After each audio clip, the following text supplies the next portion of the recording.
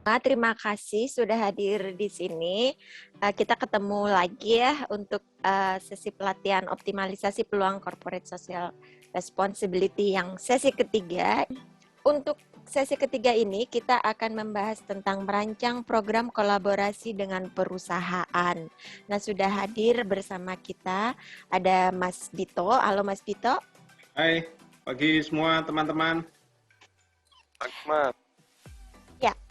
Oke, baik. Terima kasih. Selamat pagi teman-teman semua. Semoga semua sehat. Semoga suara saya bisa terdengar dari Sabang sampai Merauke. Sesi hari ini akan lebih banyak interaksi di antara teman-teman karena kita akan lebih banyak belajar dengan berdiskusi dan mencoba membedah kasus. Jadi kita akan lebih banyak kerja kelompok. Mudah seperti teman-teman sudah ikuti, sebagian besar teman-teman sudah mengikuti 3 sesi. Sesi pertama kita bicara soal mengenali ragam inisiatif sosial dunia usaha. Kemudian sesi kedua CSR, apa itu CSR, tak kenal maka tak paham. Dan saat ini sesi ketiga dalam merancang program yang fit in dengan kebutuhan perusahaan. Kita mencoba mendengarkan, kita mencoba mempelajari apa sih maunya perusahaan itu, gitu kan. Nah, dalam sesi pertama, kalau boleh sedikit saya review, kita membahas beberapa hal mengenai inisiatif sosial perusahaan. Kita tidak membahas spesifik mengenai apa itu CSR. Karena kalau teman-teman mengikuti sesi yang kemarin, teman-teman akan memperoleh pemahaman mengenai definisi CSR yang berlaku secara global dan itu lebih luas daripada apa yang kita pahami. Bahwa CSR itu tidak sekedar pemberdayaan masyarakat atau community development. Jadi itu 2 hal yang berbeda. Kalau bicara ISO 26000, community development, community involvement and development itu adalah termasuk dalam tanggung jawab sosial. Nah, sesi pertama 23 Oktober 2021 itu berbicara mengenai inisiatif sosial perusahaan. Kita berbicara mengenai apa manfaat dan risikonya bagi organisasi masyarakat sipil. Kemudian, apa pula pertimbangan perusahaan kalau perusahaan melakukan inisiatif sosial dan harus bekerja sama dengan civil society organization. Nah, ketika mendesain program-program, tentunya perusahaan juga perlu mempertimbangkan perspektif eksternalnya, yaitu mendengarkan masukan dari konsumen. At the end, kita sempat mengidentifikasi beberapa tipe inisiatif sosial perusahaan. Ada 6 tipe, kalau teman-teman bisa menyebutkan, ada yang sifatnya marketing driven, ada 3 inisiatif yang sifatnya corporate driven. Tentu dua-duanya memiliki kepentingan. Nah, kita juga sempat menyinggung bagaimana caranya pendekatan untuk memperoleh dukungan perusahaan. Apakah hanya sekedar datang bawa proposal seperti panitia 17-an, seperti yang saya singgung dalam sesi-sesi yang lalu. Lalu kalau memang datang bawa proposal saja kita dapat, terus apa bedanya civil society organization yang bisa mendampingi orang, memberdayakan dengan panitia 17-an, tentu berbeda. Nah, di akhir sesi kita juga membahas apa sih sebetulnya batasan etis ketika teman-teman dari civil society organization itu memilih untuk bekerja sama dengan perusahaan, berkolaborasi dengan perusahaan. Apakah batasan etisnya? Kalau teman-teman bekerja di organisasi masyarakat sipil yang berfokus pada anak, apakah teman-teman mau bekerja sama dengan CSR perusahaan rokok? Kalau itu adalah satu-satunya perusahaan yang ada di area teman-teman. Apa pilihan akan teman-teman lakukan? Misalnya seperti itu. Sampai batasan mana? Nah, ini yang kita bahas pada sesi pertama tanggal 23 Oktober. 2 minggu berikutnya pada sesi kedua tanggal 6 November kita berbicara mengenai siklus CSR. Pemahaman CSR dari waktu ke waktu, kapan mulai bermula dan apa sebetulnya yang hendak dituju oleh perusahaan. Itu mengalami perkembangan dari waktu ke waktu. Dari sekedar memitigasi risiko kemudian berkembang masuk ke bagaimana perusahaan berkontribusi ke dalam pembangunan berkelanjutan, sustainable development. Hingga evolusi mengenai definisi-definisi CSR, hingga pada akhirnya secara global ada definisi yang menurut saya cukup komprehensif yang disebutkan oleh ISO 26000. ISO 26000 adalah dokumen standarisasi internasional yang diterbitkan oleh lembaga ISO. Nah, kalau kita melihat dari definisi social responsibility menurut ISO, ada 2 hal penting menurut saya yang perlu menjadi perhatian kita. Yang pertama adalah mengelola dampak, yang kedua adalah mengelola ekspektasi pemangku kepentingan. Nah, itu merupakan fokus dari ISO 26000, di mana dia memiliki 7 subjek inti.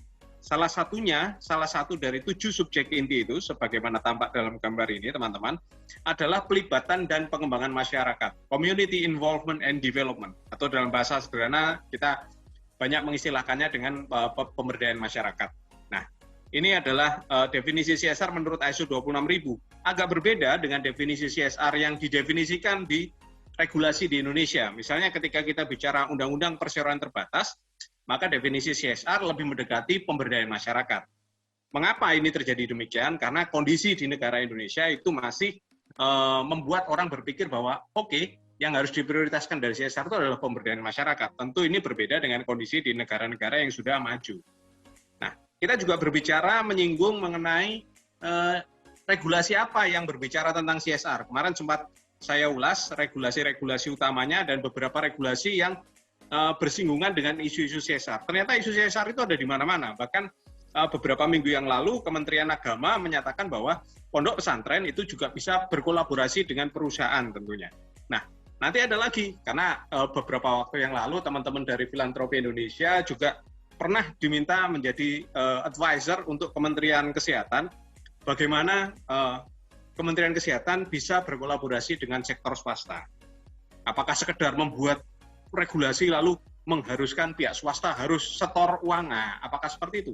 Ataukah mengharuskan bahwa pihak swasta harus membantu semua puskesmas, apakah harus seperti itu? Nah, kalau teman-teman yang sudah memahami bagaimana paradigma berpikir CSR yang istilahnya yang ideal menurut ISO 26000, teman-teman tentu bisa menjawab bagaimana sebetulnya yang benar. Lalu kita juga sampai pada diskusi mengenai mengapa CSR itu diperlukan oleh perusahaan. Mengenai mitigasi risiko, ya, mengenai rekrutmen dan mempertahankan sumber daya manusia, karena banyak anak muda milenial zaman sekarang lebih suka bekerja di perusahaan yang bertanggung jawab sosial, punya visi keberlanjutan, kemudian bagaimana memitigasi risiko, serta bagaimana social license to operate, bagaimana perusahaan mengamankan izin sosialnya, tidak sekedar izin legal, tapi juga izin sosial. Dan tentunya juga ada keperluan pasar nantinya. Lalu ada keperluan mengenai bagaimana perusahaan memperoleh investasi, karena dewasa ini di dunia banyak investor, lembaga keuangan yang mau memberikan pinjaman kepada perusahaan dengan syarat bahwa perusahaan memiliki grand design mengenai sustainability, mengenai keberlanjutan yang mencakup people, profit, and planet, atau dalam bahasa sekarang yang ngetren lebih dikenal dengan istilah ESG, Environment, Social, and Governance, tata kelola. Nah, lalu bagaimana opportunity-nya bagi teman-teman di civil society organization ketika teman-teman memiliki pilihan untuk bekerja sama atau berkolaborasi dengan teman-teman dari sektor swasta, khususnya di fungsi CSR-nya, tentu itu sudah kita bahas juga di minggu yang lalu. Hari ini kita akan secara khusus, teman-teman, kita berbicara mengenai merancang program kolaborasi dengan CSR perusahaan. Tentu kita tidak sekedar bicara bagaimana mendesain proposal, gitu kan. Karena kalau kita bicara bagaimana mendesain proposal yang pas, tentu itu subjek yang berbeda dengan pelatihan selama 3 sesi ini yang berbicara soal mendalami CSR dan bagaimana mengelaborasinya menjadi sebuah program kolaborasi atau kerjasama. Kalau mendesain proposal, saya kira teman-teman di civil society organization juga memiliki pengalaman dengan pendekatan logical framework. Nah, dan itu satu kelas yang berbeda. Saya biasa memberikan training tentang logical framework dalam kurun waktu 2 hari. Bahkan pernah yang 3 hari juga pernah. Kalau 1 hari saya cuma ngasih seminar doang itu samanya. Jadi logical framework itu berbicara mengenai bagaimana mendesain proposal berbasis pada problem analysis. Sementara kalau kita bicara pendekatan appreciative inquiry itu tentu berbasis pada cita-cita yang ideal atau visioning. Nah itu bagaimana kita mendesain sebuah konsep project proposal. Nah hari ini kita akan berbicara mengenai bagaimana kita mendesain program kolaborasi dengan perusahaan. Teman-teman memahami how to-nya, bukan how to write proposalnya, tapi how to initiate, how to analyze the program. Bagaimana mengidentifikasi masalah, bagaimana mengidentifikasi peluangnya, bagaimana mengidentifikasi apa sih sebetulnya yang dihadapi oleh perusahaan sehingga mereka perlu untuk bekerja sama dengan teman-teman dari civil society organization. Kita akan mulai, teman-teman. Ini sudah kita bahas di pertemuan berikutnya mengenai definisi social responsibility dari ISO 26000. Saya lebih memilih menggunakan definisi ini karena ini lebih mencerminkan dinamika aktivitas yang dihadapi oleh teman-teman fungsi CSR di perusahaan.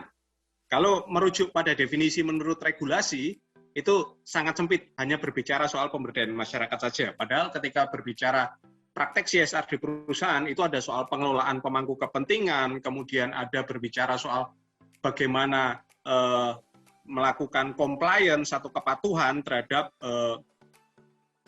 peraturan-peraturan yang berlaku. Jadi kalau kita berbicara intinya sebetulnya ada dua hal besar yang sebetulnya menurut saya menjadi intinya. Dan itu akan teman-teman lalui dalam proses belajar pada hari ini. Jadi satu adalah mengelola dampak, yang kedua adalah mengelola pemangku kepentingan. Sehingga akhirnya ketika kita bisa melakukan itu, mengelola dampak, mengelola pemangku kepentingan, terutama di area people, profit, and planet ini, ketika kita bisa mengelola people, profit, and planet, nanti kita akan mengarah pada keberlanjutan bisnis. Yang dituju adalah perusahaan adalah corporate sustainability, keberlanjutan bisnis. Nah, keberlanjutan bisnis itu kalau menurut John Elkington dengan bukunya Cannibal Fork, itu dia mengatakan ada 3 aspek, people, profit, and planet. Nah, kerangka kerja CSR itu desainnya bagaimana? Nah, ini adalah hal yang perlu menjadi pemahaman kita, teman-teman, terutama kerangka kerja CSR dari mitigasi risiko menuju ke keberlanjutan perusahaan. Seperti yang kita bahas di pertemuan sebelumnya, salah satu yang menjadi pertimbangan perusahaan itu adalah soal memitigasi risiko. Nah, apa yang diidentifikasi itu bukan adalah risiko operasional, risiko bisnis, dan risiko sosial. Operasional bisnis, risiko lingkungan, dan risiko sosial. Ini mengadopsi kurang lebihnya triple bottom line-nya si John Elkington tadi. Jadi kita bicara 3 aspek, ESG, environment, social, and governance. Ini 3-tiganya tercakup di sini. Lalu, ketika perusahaan hendak mengidentifikasinya, alat-alat apa yang digunakan? Jadi kalau bicara CSR, ketika teman-teman bicara, kan ada isu ini, nah itu perlu divalidasi oleh hasil studi. Apa yang dilakukan perusahaan itu banyak melakukan studi, banyak melakukan assessment. Nah, di sini sebetulnya ada juga peluang-peluang kerjasama. Karena apa? Tidak semua kapasitas ini dimiliki oleh teman-teman fungsi CSR di perusahaan. Karenanya banyak kali perusahaan harus bekerja sama dengan perusahaan konsultan atau teman-teman dari NGO atau civil society organization untuk melakukan assessment tersebut. Mengapa perlu dilakukan assessment? Karena diperlukan adanya sebuah baseline, ada sebuah database awal mengenai kondisi permasalahan, kondisi isu, dan pemangku kepentingan yang ada di sekitar perusahaan. Nah, ini adalah alat-alat, saya tidak menyebut judul alatnya apa, tapi menyebut topik-topiknya saja. Ada risk assessment, ada stakeholder assessment, kemudian perusahaan juga memiliki yang namanya grievance mechanism. Grievance mechanism itu adalah register keluh kesah.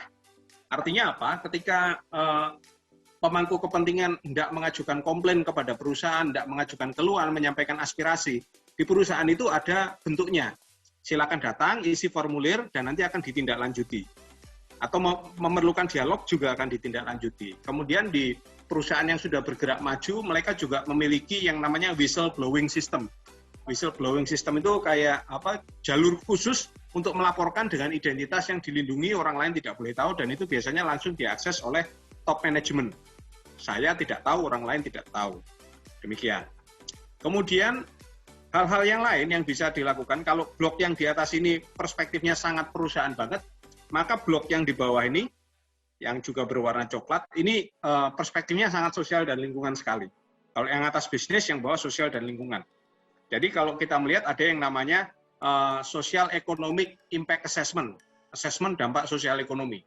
Kemudian kalau teman-teman di NGO atau Civil Society Organization tentu akrab dengan assessment yang disebut Sustainable Livelihood Analysis, yang dulu dikembangkan oleh DFID, assessment penghidupan berkelanjutan. Loh, kok perlu yang seperti ini? Perlu. Karena perusahaan perlu melihat bagaimana yang namanya financial capital, social capital, human capital, kemudian physical capital, financial capital, social capital yang ada di masyarakat. Karena apa? Dari situ perusahaan juga bisa memetakan pentagon isunya. apa saja yang terkait dengan penghidupan masyarakat. Lalu ada yang disebut dengan assessment HCV atau HCA, High Conservation Values. Ini nilai konservasi tinggi. Area-area mana di sekitar perusahaan yang dimana perusahaan tidak boleh melakukan pembukaan lahan. Harus tetap dibiarkan seperti itu, kalau bisa dijaga dan dilestarikan. Itu namanya HCV. Kalau HCA ini High Carbon Assessment. Kemudian ada juga ada dua alat yang baru yang didorong oleh World Bank melalui International Finance Corporation-nya. Perusahaan perlu melakukan asesmen mengenai warisan budaya, cultural heritage, dan asesmen mengenai masyarakat asli atau indigenous people assessment. Mengapa perlu dilakukan? Karena kurang lebihnya ini juga area yang akan terdampak ketika perusahaan yang berada di remote area itu melakukan operasi, misalnya tidak membuka pabrik atau membuka areal perkebunan. Nah, mengapa ini semua dilakukan? Ini semua dilakukan karena perusahaan ingin melihat dampaknya seperti apa nanti. Dampak positif yang mungkin terjadi apa? Dampak negatif yang mungkin terjadi apa? Ini relevan dengan definisi CSR menurut ISO 26000 karena pasal pertamanya akan berbicara soal bagaimana mengelola dampak. Nah, sesudah memperoleh gambaran kondisi-kondisi itu, maka perusahaan akan merumuskan desain programnya itu seperti apa dan dengan cara apa. Nah, intervensi programnya itu bisa macam-macam. Satu bisa berupa proyek operasional. Proyek operasional ini contohnya ya dia membangun jalan, membangun pedam, waduk, atau apa seperti itu. Yang biasanya dikelola oleh teman-teman dari operasional. Lalu yang kedua sifatnya pemberdayaan masyarakat, sosial karitatif, dan konservasi. Ini biasanya dilakukan oleh teman-teman community development di dalam perusahaan dan juga teman-teman conservation atau teman-teman konservasi. Karena apa? Di situ ada assessment mengenai nilai konservasi tinggi, high conservation value. Itu yang akan mengawal adalah teman-teman konservasi ini. Kemudian bagaimana melakukan stakeholder engagement, pengelolaan relasi dan pelibatan pemangku kepentingan. Artinya ada yang tidak berwujud program, ada yang sifatnya saling menggandeng, merangkul, menjalin komunikasi, bekerja bersama melalui asosiasi, ataukah melalui forum, ataukah melalui koalisi. Nah, ini termasuk bagian dari situ. Termasuk di dalamnya melakukan advokasi. Advokasi apa? Advokasi agar regulasi dan juga kebijakan-kebijakan pemerintah itu berpihak pada bisnis yang kondusif juga. Dan terakhir, meskipun saya letakkan di terakhir, soal compliance atau kepatuhan. Seperti yang saya sampaikan di pertemuan sebelumnya, ketika berbicara CSR, kita nggak usah bicara macam-macam dulu. Pertama-tama kita harus 100% comply terhadap aturan. Nah, ketika sudah 100% comply, dan next-nya seperti apa. Nah, ini adalah bentuk-bentuk program yang dilakukan oleh perusahaan dari A sampai Z, baik dari sisi operasi maupun dari sisi sosialnya. Nah, sesudah semua ini didesain, teman-teman, satu hal yang perlu digarisbawahi adalah bagaimana upaya-upaya yang dilakukan ini bisa mendorong kolaborasi lintas sektor. Mengapa perlu mendorong kolaborasi lintas sektor? Karena isu atau masalah yang ada di sekitar perusahaan, di sekitar masyarakat, atau di sekitar teman-teman semua, tentu tidak bisa diselesaikan secara parsial atau diselesaikan sendiri-sendiri. Akhirnya perlu saya menggandeng pihak lain, saya menggandeng teman-teman untuk menyelesaikan masalah ini bersama. Contoh sederhana aja, kalau di RT kita ada masalah got mampet, kalau yang menyelesaikan cuma satu rumah aja, menggali got di depan rumahnya, selokan di depan rumahnya, tentu tidak akan menyelesaikan masalah. Harusnya orang satu RT setiap depan rumah itu masing-masing bekerja bakti membersihkannya. Nah, seperti itu kurang lebihnya. Nah, yang tak kalah penting adalah menyelaraskan dengan standar keberlanjutan nasional dan global. Kenapa demikian? Karena apa? Perusahaan juga perlu comply terhadap standar-standar keberlanjutan. Misalnya ada Sustainable Development Goals, ada GRI, ada ISO 26000, kemudian ada CDP, tentang Carbon Disclosure Project, kemudian perusahaan yang memproduksi, mengolah bahan kayu perlu comply terhadap Forest Stewardship Council, FSC, perusahaan yang bergerak di bidang perikanan dan kelautan perlu comply terhadap standar keberlanjutan yang disebut dengan MSC, Marine Stewardship Council. Nah, itu kurang lebihnya. Karena apa? Dengan indikator-indikator itu akan indikator-indikator ini sangat dipahami oleh publik internasional dan mereka akan memandang itu sebagai sebuah compliance perusahaan dan membuktikan bahwa perusahaan itu on track untuk aspek keberlanjutannya. Lalu apa yang sebenarnya dipikirkan oleh perusahaan? Kita berbicara, kalau teman-teman mendesain program pemberdayaan masyarakat, kita biasa melakukan problem analysis, ya, kemudian objective analysis, ya, kemudian membuat project planning matrix, ya. Tapi kalau kita hanya berpikir masalah-masalah sosial yang ada di masyarakat, yang kita pahami adalah community interest, adalah kepentingannya masyarakat, kebutuhannya masyarakat. Nah, hari ini, sesi ini secara khusus kita ingin mencoba menangkap apa yang sebenarnya menjadi kebutuhan perusahaan. Jadi, marilah kita letakkan isi kepala dan pandangan kita untuk mencoba melihat sebetulnya apa sih yang dimaui perusahaan. Paling tidak, apa yang saya sampaikan di sini adalah berdasarkan pengalaman yang telah saya lalui ketika selama ini saya bergabung di private sector kurang lebihnya 10 tahun, kemudian selama 10 tahun juga bergabung dengan teman-teman di NGO, bekerja di civil society organization. Meskipun sampai hari ini saya juga masih menjadi volunteer di civil society, tapi secara profesional saya 10 tahun bekerja di sana. Oke, kita coba lihat apa yang dipikirkan oleh perusahaan. Pertama-tama ketika kita hendak memahami atau menyelami mengenai apa yang dipikirkan oleh perusahaan, kita harus paham dulu konteks industrinya. Dalam industri ini, let's say misalnya kondisi industri perkebunan. Apa sih yang sedang dihadapi oleh perkebunan kelapa sawit saat ini? Kita tahu 2018 industri perkebunan kelapa sawit itu mengalami krisis ketika produknya diboikot oleh Eropa. Sampai-sampai pemerintah turun tangan dan melobi ke Uni Eropa bagaimana sawit Indonesia itu benar adalah sawit berkelanjutan. Kalau yang sawit yang tidak berkelanjutan, ya sudah, kalau tidak mau beli silakan. Tapi kalau sawit yang berkelanjutan, kenapa tidak? Dan itu yang diperjuangkan oleh pemerintah. Sawit yang berkelanjutan seperti apa? Yang harus people, profit, and planet-nya dijaga. Seperti itu. Nah, profil perusahaan itu berbicara mengenai bagaimana teman-teman memahami kalau kita mau nembak pacar kita itu kan tentu tahu profilnya, kan? Nah, ini yang kita pelajari. Perusahaan ini seperti apa, produknya seperti apa, konsumennya seperti apa, visi misi tentang keberlanjutannya seperti apa. Kemudian blok berikutnya kita berbicara mengenai isu dan pemangku kepentingan. Masalah atau isu apa yang dihadapi oleh perusahaan dan siapa pemangku kepentingan yang terdampak.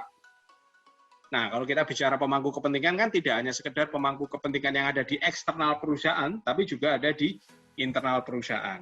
Nah, 3 hal ini yang minimal menurut saya, penjelasannya sebetulnya panjang kalau kita baca buku-bukunya. Ini yang menurut saya perlu dipahami oleh teman-teman ketika awal untuk memahami apa yang menjadi kebutuhan perusahaan terkait dengan sustainability issue, terkait dengan isu-isu keberlanjutan, isu-isu sosial dan isu-isu lingkungan. Ketika kita mencoba memahami gambaran makronya seperti ini, nanti kita berbicara how to-nya seperti apa. Nah, untuk memahami konteks industri, teman-teman perlu ada beberapa pertanyaan yang mungkin perlu teman-teman pahami di sini. Jadi, ketika memahami konteks industri, kita perlu melihat bagaimana tren dan perkembangan industri saat ini. Seperti tadi yang saya ceritakan soal contoh peta industri perkebunan kelapa sawit 3 tahun terakhir. Sejak tahun 2018, banyak layoff, banyak. Saya mengalami di perusahaan saya sebelumnya, bahkan ketika berbicara anggaran saya di-cut 80% sampai 90% gitu kan. Bagaimana saya bisa mengelaborasi program-program pemberdayaan, menjalin relasi dengan pemangku kepentingan, sementara amunisi kita berkurang 90%. Itu kenyataan yang dihadapi industri sawit dan sekarang masih merangkak untuk menuju pulih. Harga sudah mulai membaik, tapi kalau saya melihat drop-nya itu jauh sekali. Bisa hampir berapa itu? Ya 90% drop-nya itu. Banyak terjadi layoff, banyak terjadi pengurangan dan efisiensi. Apa isu yang dihadapi oleh industri saat ini? Misalnya dia sedang mengalami kepatuhan terhadap lingkungan atau standar internasional ataupun standar lokal. Seperti saat ini pemerintah sedang mendorong industri perkebunan sawit untuk menjadi sawit yang berkelanjutan dengan sertifikasi ISPO, Indonesia Sustainable Palm Oil. Di dalamnya ada aspek CSR-nya, ada aspek pemberdayaan sosial dan lingkungannya. Lalu bagaimana cara perusahaan mengelola isu yang dihadapinya? Nah, di sini kadang-kadang kita melihat ada perusahaan yang memiliki tim mengenai stakeholder engagement, bisa melakukan pelibatan pemangku kepentingan. Ada perusahaan yang mainnya seringkali pakai cara-cara yang pragmatis, hit and run, ya udah kasih duit selesai, gitu. Itu juga ada. Nah, dari mana teman-teman bisa tracking isu-isu seperti ini? Cek websitenya, cek laporan tahunannya, cek laporan keberlanjutannya, terutama laporan keberlanjutan. Nah, Kalau kita berbicara untuk memahami konteks industri dalam hal teman-teman hendak melakukan analisis mengenai perusahaan, maka yang perlu diperhatikan adalah aspek hak asasi manusia, ketenaga kerjaan, operasional bisnis, konsumen, lingkungan, dan pelibatan masyarakat. Ini adalah 7 subjek inti, tata kelolanya belum saya tulis di sini. Ini adalah 7 subjek inti yang ada di ISO 26000. Jadi teman-teman bisa melihat, ini hanya untuk petunjuk bagi teman-teman, apa yang perlu dielaborasi. Saya kira ini mengenai konteks industri. Kemudian kalau kita berbicara selangkah lebih dalam lagi, memahami perusahaan itu sendiri, lihatlah apa aktivitas bisnis intinya.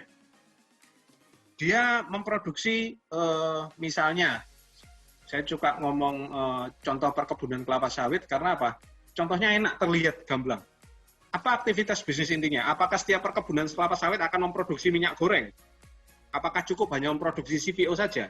Seperti apa rantai pasoknya? Apakah mereka punya kebun sendiri?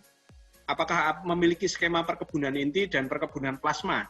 Ataukah juga mengandalkan supplier tandan buah segar dari luar? Nah, itu juga perlu dipertimbangkan. Apakah supplier tandan buah segarnya itu organisir dalam koperasi-koperasi petani ataukah single supplier? Metode operasionalnya seperti apa, konsumennya seperti apa. Sekarang perusahaan selain ditekan oleh konsumen yang meminta produk perusahaan menjadi produk yang berkelanjutan, ramah sosial dan ramah lingkungan, perusahaan juga didorong oleh lembaga keuangan. Kalau you nggak mau comply terhadap aturan-aturan sosial dan lingkungan atau aturan keberlanjutan atau istilahnya sekarang kerennya ESG, maka lembaga keuangan tidak akan memberikan pinjaman. Bagaimana aspek keuangannya? Bagaimana filosofi perusahaannya? Misalnya ketika bicara filosofi, apakah mereka punya visi misi tentang keberlanjutan? Apakah mereka memiliki grand design atau strategic planning atau dalam bahasa teman-teman akademisi itu disebut sebagai sustainability blueprint? Regulasi dan standar industri apa yang harus ditaati? Apa resiko bisnis, apa peluang bisnis dan sosial di dalam rantai pasok? Nah, ini 2 poin terakhir akan kita masuk bahasannya nanti. Nah, ini teman-teman yang perlu teman-teman pahami sesudah teman-teman memahami tentang aspek makronya, kemudian kita mulai masuk ke dalam aspek core-nya perusahaan itu apa? Core of the core, inti daripada inti. Nah, ini kita memahaminya dari situ. Nah, ini adalah contoh. Sekali lagi contohnya kebetulan ngambil yang ini perusahaan kelapa sawit. Bang Ure ahli banget ini kalau di sini, karena posisinya di Pontianak, Kalimantan Barat. Apa isu yang ditemukan dalam setiap tahap rantai pasok? Ini kurang lebihnya kayak analisa rantai pasok, supply chain analysis ya. Jadi kalau kita bicara sawit itu kan dari perkebunan masuk ke pabrik kelapa sawit, diolah menjadi CPO, masuk ke CPO-nya dikapalkan menuju. Nah, ini bisa pabrik pengolahan menjadi produk. Kalau ini baru setengah jadi, ini masuk barang jadi, misalnya ini minyak goreng, ini masuk yang lain. Kemudian bagaimana dia didistribusikan atau dipasarkan. Nah, setiap tahapan bisnis ini, A sampai Z, bisnis prosesnya, itu tentu ada isu, ada masalah. Ada risiko yang dihadapi oleh perusahaan. Nah, di sini teman-teman perlu mencermati, apa isunya, apa risikonya, apakah berimplikasi terhadap pemangku kepentingan di internal maupun pemangku kepentingan di eksternal. Pemangku kepentingan di eksternal itu contohnya masyarakat di sekitar kebun misalnya, pemerintah misalnya, LSM misalnya, pedagang kaki lima misalnya, pelaku UMKM, koperasi, pemasok buah segar. Nah, seperti itu. Teman-teman perlu identifikasi. Hal yang sama juga berlaku ketika kita melihat tidak sekedar masalahnya, tapi melihat adakah peluang bisnis dan sosial dalam setiap tahap rantai pasok. Misalnya ini ketika kita bicara pengolahan susu sapi. Awalnya selalu dari peternakan, kemudian diperah diambil susunya. Nah, apakah dalam setiap tahap ini ada peluang bisnis dan peluang sosial yang bisa dikerjasamakan? Hal ini akan mengarah kalau misalnya teman-teman suatu saat nanti silakan belajar mengenai teori yang disebut dengan CSV, Creating Shared Values. Bagaimana perusahaan bisa bersinergi dengan masyarakat, dengan pemangku kepentingan, sehingga bisa menciptakan nilai tambah ekonomi, tidak hanya bagi masyarakat, tapi juga bagi perusahaan. Artinya apa? Kedua pihak sama-sama diuntungkan. Perusahaan bisa jadi dengan bekerja sama dengan masyarakat, dia bisa memotong additional cost yang muncul di rantai pasok yang panjang. Karena apa? Pemasoknya lebih dekat, ada di tetangga sebelah. Bayangkan kalau misalnya dia harus membeli barang, misalnya perusahaan ini ada di Kalimantan atau ada di Sulawesi gitu kan, ambilnya dari Jawa, ongkosnya lebih mahal. Ternyata dengan memberdayakan petani lokal bisa memasok ke perusahaan. Nah, di sini yang menjadi peluang. Terus petani lokal itu apakah sudah memiliki kapasitas? Sudah bisa memenuhi grading yang distandarkan oleh perusahaan. Nah, di sini sebetulnya teman-teman ada peran NGO, ada peran teman-teman community development untuk mendampingi si petani lokal agar mereka bisa memenuhi grading itu. Loh, apakah itu sama saja dengan memenuhi kebutuhan bisnis? Iya, tapi pada akhirnya kan ketika dia misalnya kalau penyalur susu, penyalur kedelai, misalnya susu kedelai, tidak pasok ke perusahaan. Tentu perusahaan ada sistem gradingnya, ada grade A, grade B, grade C. Bagaimana mencapai grade A? Karena grade A misalnya harganya akan lebih baik daripada grade C misalnya. Nah ini di setiap tahapan itu bisa memiliki peluang bisnis sendiri yang bisa dikolaborasikan dengan masyarakat. Aspek pengangkutan misalnya, apakah ini bisa dikerjasamakan dengan vendor lokal ataukah perusahaan harus memiliki semua truk, semua armada transportasi? Salah satu perusahaan perkebunan kelapa sawit di Kalimantan itu 100% armada mobilnya itu disediakan oleh masyarakat. Awalnya perusahaan harus mau menjadi istilahnya avalis ketika masyarakat mengajukan kreditnya ke bank. Nah, kalau ada macet ya perusahaan yang bertanggung jawab. Tapi perusahaan menjamin bisnis ini pasti untung. Karena apa? Dari tahun ke tahun ini akan menjadi kebutuhan perusahaan. Lama-kelamaan kalau berurusan dengan bank, semua profit akan masuk ke bank. Akhirnya perusahaan dengan tim pemberdayaan masyarakatnya mencoba meng-create koperasi kredit union. Dengan pola kredit union. Dari situ masyarakat yang hendak menambah modal, menambah truk, akhirnya mereka bisa berdiskusi dengan kredit union. Dan kredit union ini yang akan memasok. Di sisi yang lain, petani-petani yang menjadi pemasok juga menjadi anggota kredit union. Jadi ketika mereka membutuhkan modal untuk mengawali masa tanam, urusannya dengan kredit union, tidak lagi dengan perusahaan. Jadi ini adalah hal-hal yang terkait dengan bisnis dan ekonomi yang bisa berimplikasi pada aspek sosial. Tentu saja ini membutuhkan pengorganisasian dan pendampingan.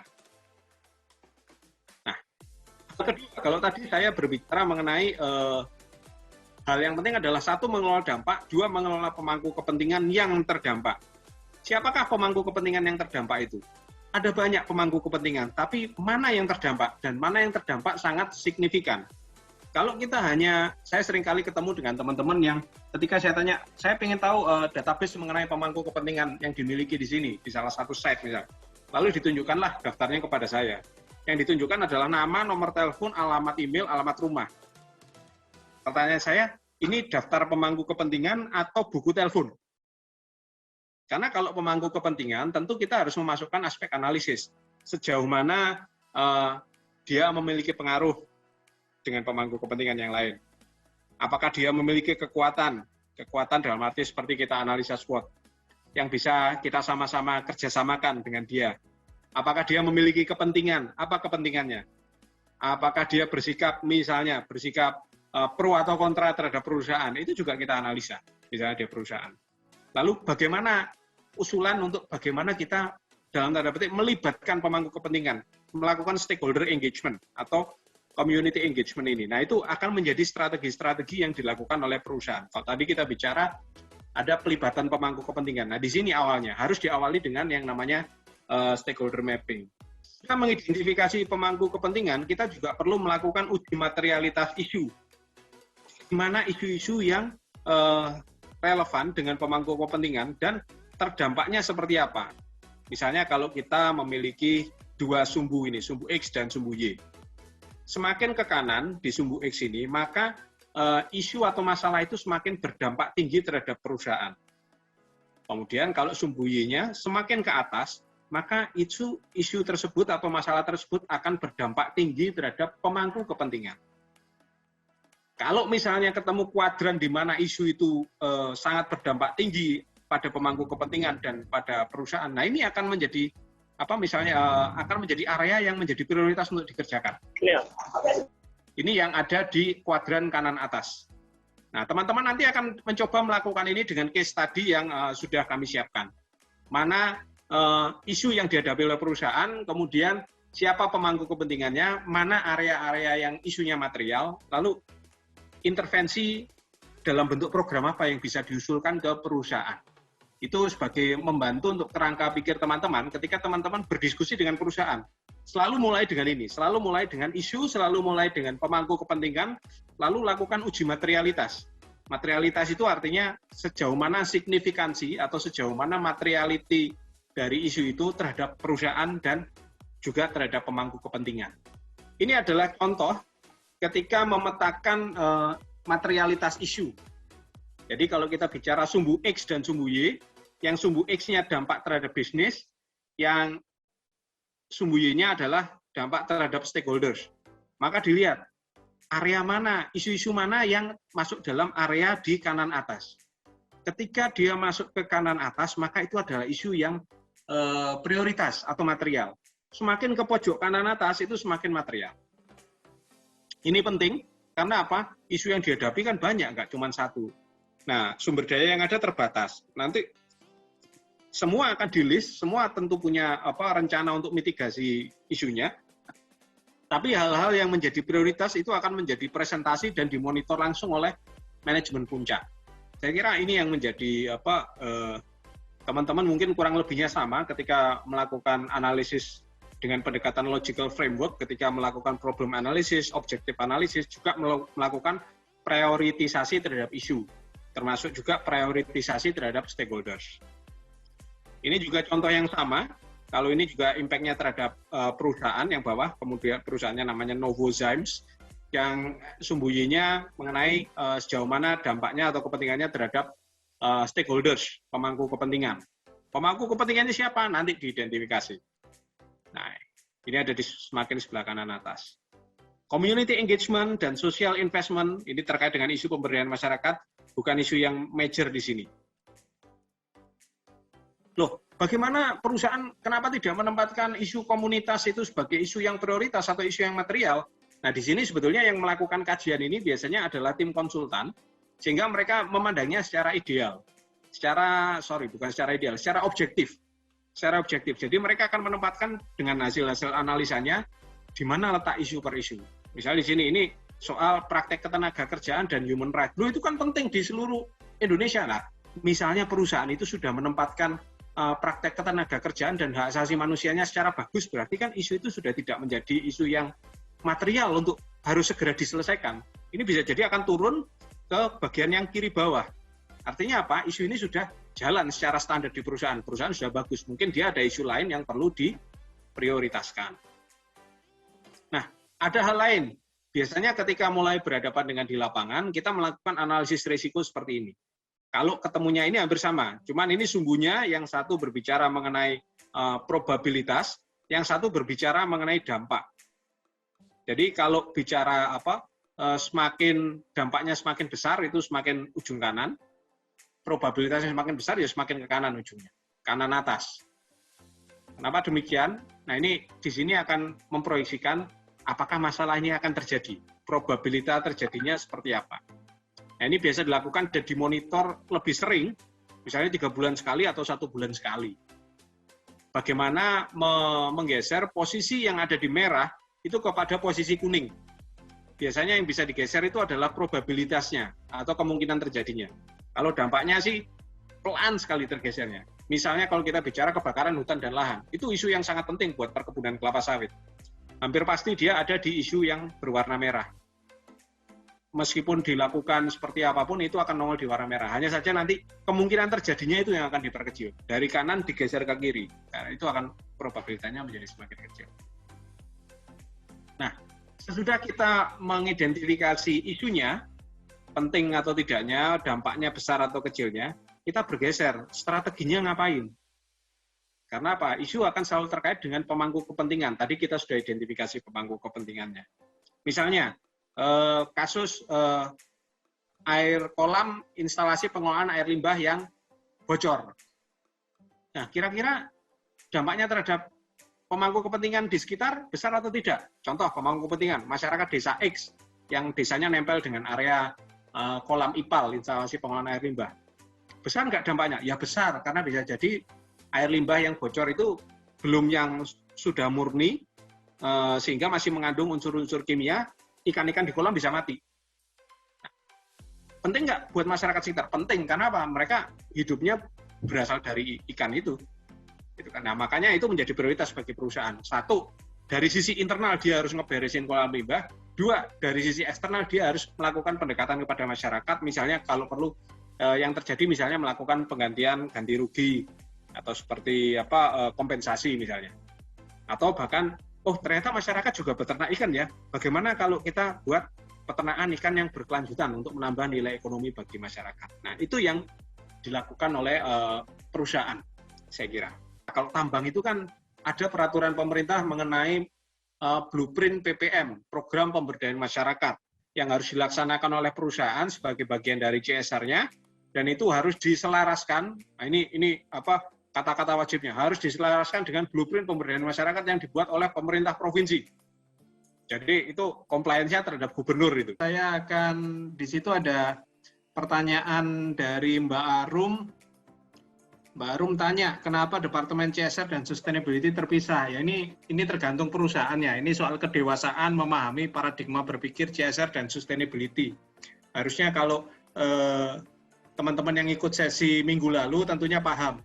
Biasanya departemennya itu Departemen Sustainability aja. Saya pernah punya pengalaman di perusahaan sebelumnya, departemen besarnya namanya Sustainability. Kemudian fungsi yang saya pegang namanya fungsi CSR. Padahal kalau ada di atasnya sustainability kan baiknya di bawahnya tulisannya fungsi community development kan atau community engagement. Nah itu ya lucu sih. Ada yang membedakan antara sustainability dan CSR. Bicaranya kalau sustainability katanya isu lingkungan, sementara CSR itu isunya isu community atau isu sosial. Padahal di bawah title sustainability itu semua bisa terangkum, people, profit, and planet. Atau di bawah CSR itu pun itu bisa terangkum, people, profit, and planet. Makanya ketika ada yang menamakan sebagai Departemen CSR, kerjaannya cuma community doang, yaitu rada nggak pas memang. Itu kalau teman-teman sudah mempelajari materi yang minggu lalu ya, jadi bisa memahami secara komprehensif. Kemudian, apakah CRBP masuk ke dalam CSR? CRBP itu Child Right Business Principle, jadi prinsip bisnis yang berpihak pada anak. Ini yang dikeluarkan oleh UNICEF. Nah, ya kalau CRBP masuk ke dalam CSR itu, kalau dalam bahasa saya, CSR dengan 7 subjek inti di ISO 26000, dia akan terkategori dalam isu hak asasi manusia. Karena hak anak itu termasuk dalam hak asasi manusia. Hak hidup, hak tumbuh kembang, kemudian hak sebagai citizen, itu juga masuk di sana. Nah, kalau perlu diinformasikan juga, kalau subjek inti mengenai hak asasi manusia di ISO 26000, itu yang berkontribusi menyusunnya itu adalah pakar hak asasi manusia dunia, yang juga menjadi ambasador UN untuk hak asasi manusia, Profesor John, bacanya Raggi ya, John Raggi atau tulisannya Rugi, John Rugi. Nah itu sudah almarhum, bulan lalu meninggal kalau nggak salah. Beliau yang mendesain yang namanya UNGP, UN Guiding Principle on Business and Human Rights. Nah itu Profesor John Raggi itu ikut dalam komite yang menyusun ISO 26000 juga. Jadi itulah mengapa ISO 26000 juga sangat memberikan perhatian terhadap isu hak asasi manusia, karena itu hak yang paling dasar. Iya, jadi dari kelompok kami tadi diskusi sebentar tentang Merdeka ini. Ya ini kan perusahaan tambang emas ya. Jadi dinamika industrinya ya kalau tambang ya di mana-mana isu besarnya kebanyakan berhubungan dengan lingkungan hidup ya, gitu. Jadi apa saja tadi isu yang isunya, kemudian sebabnya, dan kemudian juga dampak atau akibatnya.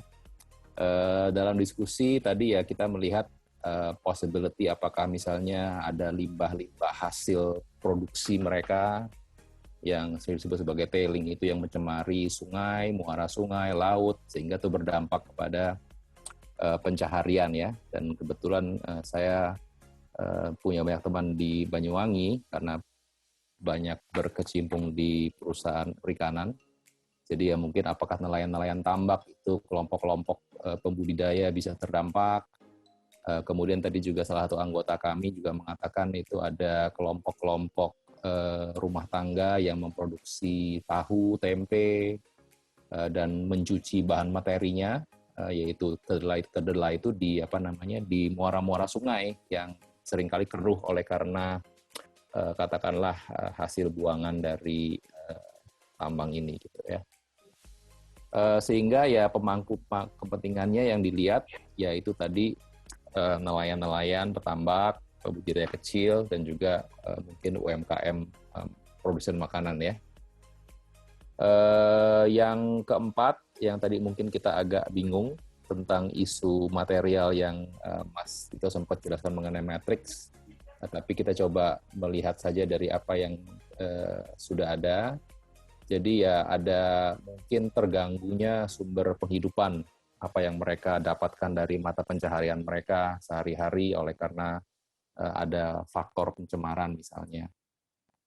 Sehingga kita melihat ide daripada programnya yang mungkin berhubungan dengan yang matriks yang tentang mendatarnya itu adalah impact, kemudian yang sumbu Y-nya itu adalah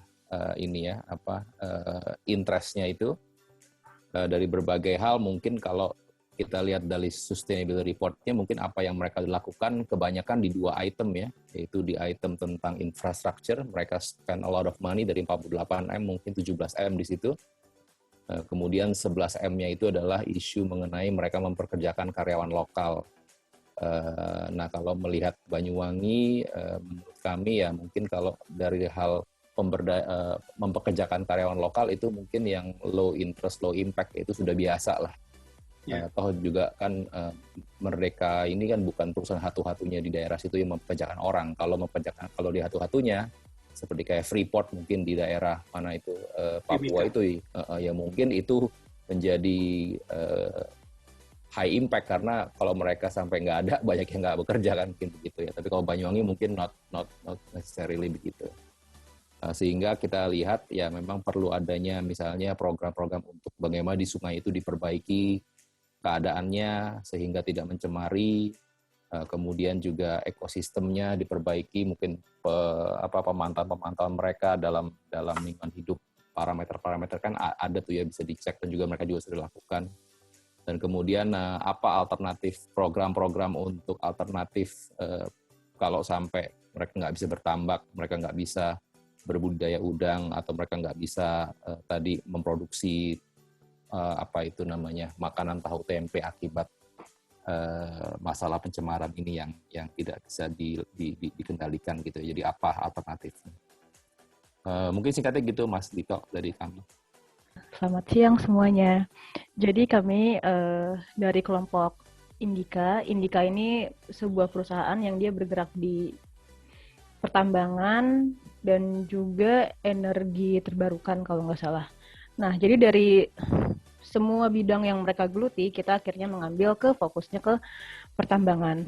Jadi dari pertambangan ini berdasarkan mereka punya report, itu isu yang dihadapi lingkungan, sosial, tata kelola, dan keuangan. Tapi setelah kita analisis, lalu kita diskusikan kembali, kita memilih untuk fokus di isu aspek lingkungan.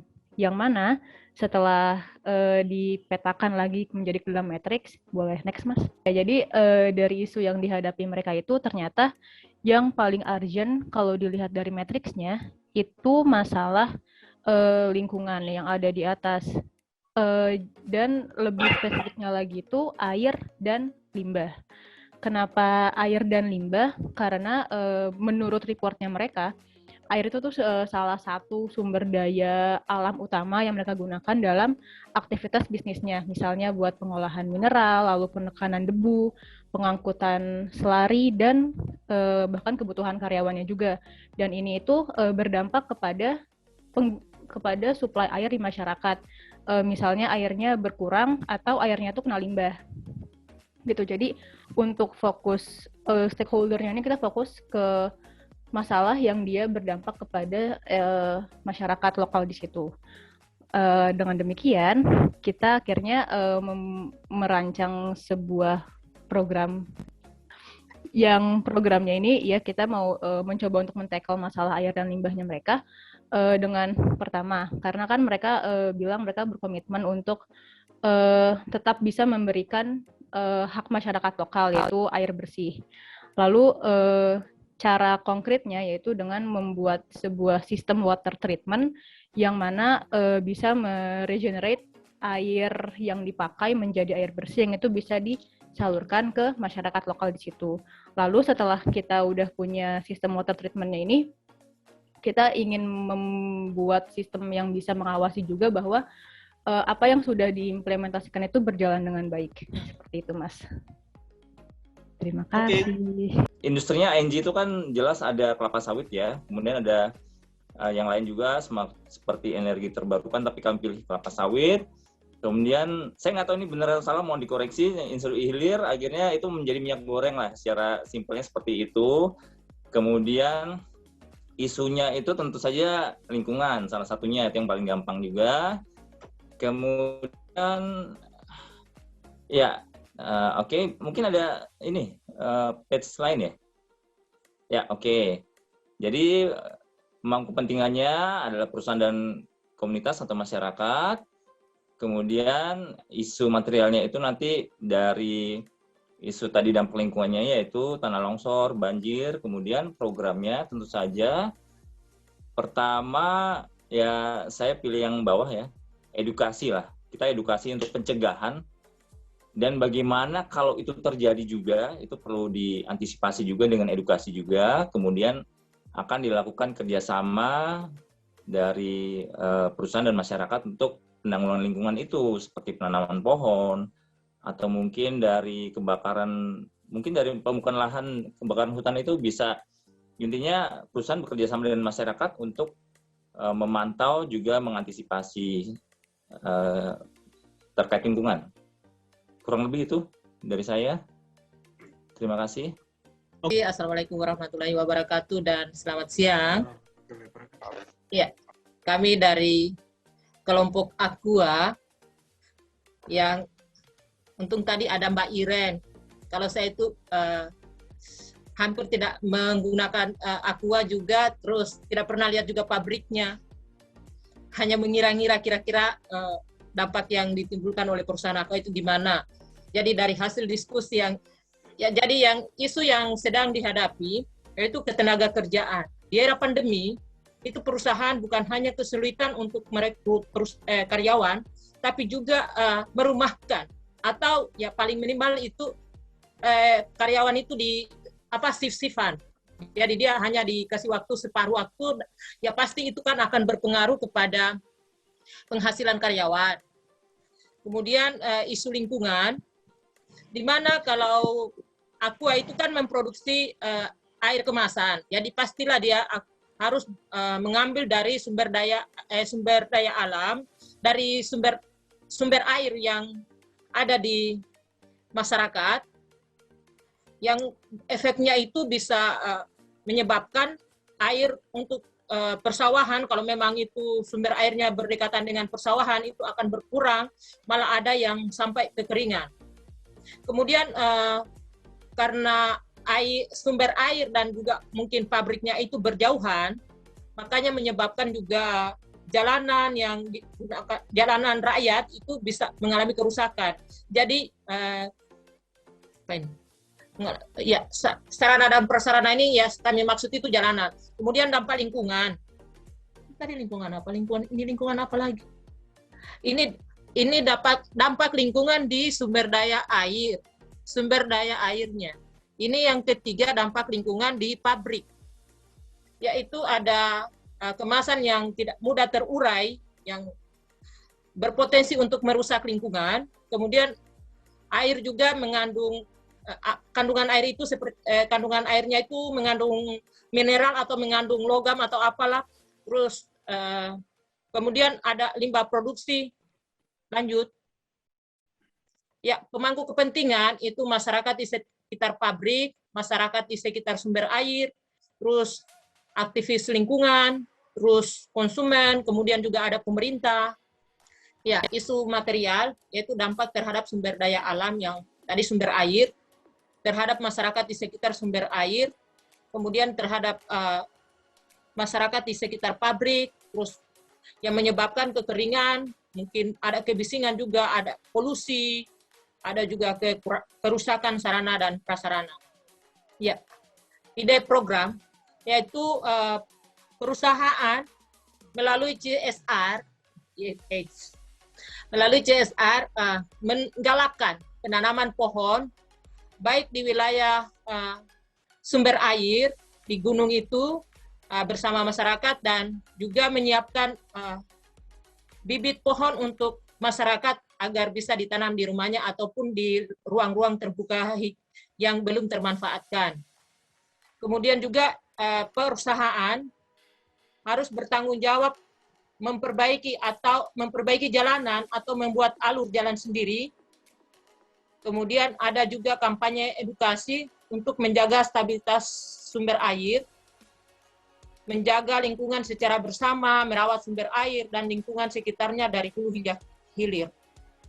Kemudian ini tenaga kerjaan, karena pandemi belum dipastikan kapan akan berakhir, makanya yang mengakibatkan karyawan sebagian dirumahkan ataupun dikurangi jam kerjanya, makanya di perusahaan menawarkan pelatihan untuk pemberdayaan masyarakat agar tidak tergantung lagi dengan perusahaan. Di samping itu juga perusahaan tidak bisa merekrut semua masyarakat di sekitar pabrik karena kompetensinya juga mungkin mereka tingkat pendidikan ataupun karena bekerja di perusahaan itu pasti harus memiliki keahlian-keahlian tertentu, keahlian khusus. Kemudian ini kemasan itu ya kalau bisa ada program daur ulangnya. Terus ada kampanye juga ke konsumen tentang zero waste dan daur ulang. Kalau perlu bagaimana hasil daur ulang bisa menjadi pendapatan ataupun penghasilan pada masyarakat. Karena melalui sustainability report perusahaan diminta untuk transparan, dia menceritakan masalah apa yang dihadapi dan sejauh mana penyelesaiannya. Kalau toh yang namanya transparan itu kan tentu tidak telanjang, ya kan? Jadi tetap dia bercerita ada masalah apa. Kan setiap lembaga pasti punya satu konsentrasi, Mas, ya. Nggak mungkin kan berbagai isu atau berbagai konsentrasi.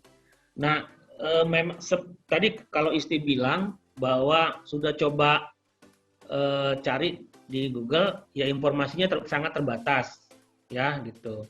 Nah, memang kalau bicara tentang kayak tadi aqua lingkungan, kemudian batu bara, kita kayaknya mesti kerja bareng dengan teman-teman yang konsentrasi di lingkungan. Karena biasanya mereka lebih banyak pahamnya, lebih banyak tahunya dibandingkan kayak lembaga saya yang konsentrasi di advokasi perempuan dan anak. Nah, karena kalau kemudian kita sendiri pasti kita nggak dapat banyak ya gitu loh. Kita terbatas pada soal pengetahuan, dan terbatas pada soal ketika kita mencari informasi di atau googling di dunia maya. Jadi memang sekali lagi kita perlu kolaborasi dengan teman-teman yang konsen di isu lingkungan karena mereka akan lebih banyak tahu dan lebih banyak paham. Gitu Mas, kira-kira. Makasih. Oke, terima kasih Mas Sofyan. Itu ide yang brilian, artinya kita belum sampai pada tahapan mengenai bagaimana kemitraan multi stakeholders. Harusnya kalau ada satu sesi lagi kita bicara kemitraan multi stakeholders atau kemitraan lintas sektor. Apakah kita semua ini sebetulnya proses belajar hari ini kita untuk menyelami cara berpikir perusahaan dan kita menemukan isu pemangku kepentingan dan materialitasnya sehingga logika berpikirnya sesudah itu kita menyusun program apa. Apakah kita harus bersifat palu gada? Apa lu mau gua ada? Enggak, benar. Karena kita punya spesialisasinya masing-masing.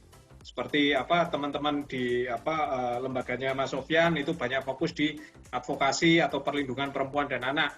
Tidak mungkin berbicara mengenai isu lingkungan misalnya, karena itu bidang yang nggak tersentuh. Nah, ini saatnya untuk bisa jadi nanti teman-teman memfasilitasi untuk berkolaborasi dengan lembaga-lembaga lain yang memiliki concern di isu lingkungan. Jadi bisa saja nanti. Oke, kita coba go through satu persatu sebelum saya menjawab pertanyaan-pertanyaan yang tadi sudah disampaikan oleh teman-teman di chat room. Jadi yang pertama Merdeka. Saat Merdeka itu kasusnya yang sangat legendaris itu di Banyuwangi, kasus Pulau Merah yang 2 atau 3 tahun yang lalu. Nah, kebetulan sekarang Merdeka ini sedang dalam proses improvement untuk memperbaiki struktur dan desain inisiatif keberlanjutannya. Yang menjadi head of community engagement itu di sana adalah kebetulan salah seorang yang cukup senior di bidang CSR di Indonesia, namanya Mas Katamsi Ginano. Mas Katamsi Ginano ini dulu pernah berpengalaman di beberapa perusahaan multinasional dan juga beberapa NGO dan konsultan CSR sebetulnya. Sekarang beliau bergabung di sana. Ada juga Mas Atik Zambani, dulu senior yang tergabung di IFAD. Teman-teman tentu tahu IFAD kan, yang program pertanian yang disupport oleh USAID dan oleh World Bank kalau tidak salah, mengenai sustainable agriculture. Nah, Mas Atik Zambani ini punya pengalaman bekerja di Newmont Nusa Tenggara, kemudian sempat bergabung di Danone Aqua, dan bergabung sekarang di Merdeka Copper Gold. Ini orang-orang yang paham, ngerti banget soal pemberdayaan, ngerti banget soal bagaimana pelibatan pemangku kepentingan. Saat ini mereka sedang in effort untuk memperkuat, mensolidkan aspek keberlanjutan. Nah, memang kalau dalam isu perusahaan pertambangan, ini kita jadikan satu, misalnya ada Merdeka dan Indika, itu isu lingkungan itu seringkali terjadi. Khususnya isu tailing ya, isu pembuangan limbah. Makanya itu yang dikejar. Kalau you mau buka perusahaan tambang, tailingnya harus clear. Karena kalau tidak, pembuangan limbah itu bisa berdampak ke badan air di sekitar, misalnya sungai, tambak seperti tadi yang diceritakan oleh Mas Robert, dan itu akan mempengaruhi. Ini mirip dengan kasus dulu kalau tahun 90-an teman-teman ingat kasus Teluk Buyat di Manado, yang juga pada waktu itu sempat berkonfrontasi dengan pihak Newmont Nusa Tenggara. Nah, ini pada waktu itu sempat menjadi kasus. Ini bukan Newmont Nusa Tenggara, Newmont Minahasa pada waktu itu. Ya, apa yang terdampak? Nah, teman-teman pada saat tadi melakukan diskusi mengidentifikasi isu, itu sebaiknya langsung dilinearkan.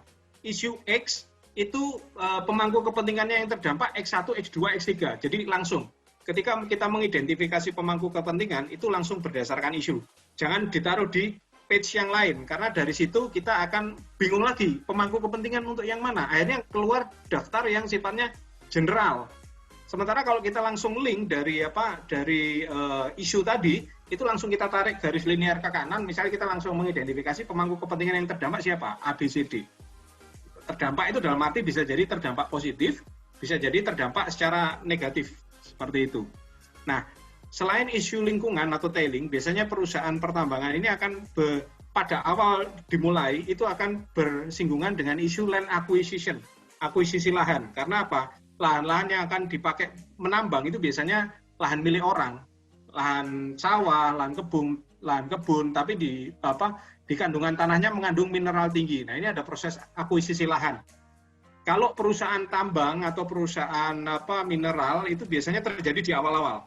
Beda dengan perusahaan perkebunan kelapa sawit, yang namanya akuisisi lahan itu akan berlangsung terus bisa jadi, karena akan semakin meluas. Kecuali saat ini misalnya di daerah tertentu terkena moratorium kebun sawit, tidak boleh nambah lagi misalnya. Nah, moratorium terjemahannya gimana ya Mbak Arum? Kemudian isu yang lain adalah isu lapangan kerja. Di satu sisi adalah tadi perusahaan pertambangan itu biasanya skill yang dituntut itu skill yang level tinggi sekali untuk bekerja di area pertambangan, area migas, dan harus standar pendidikannya. Sedangkan bagi orang yang less educated, artinya pendidikannya tidak spesialis dan masih rendah, tentu saja itu kalau di level perusahaan di site itu akan menjadi level operator ke bawah.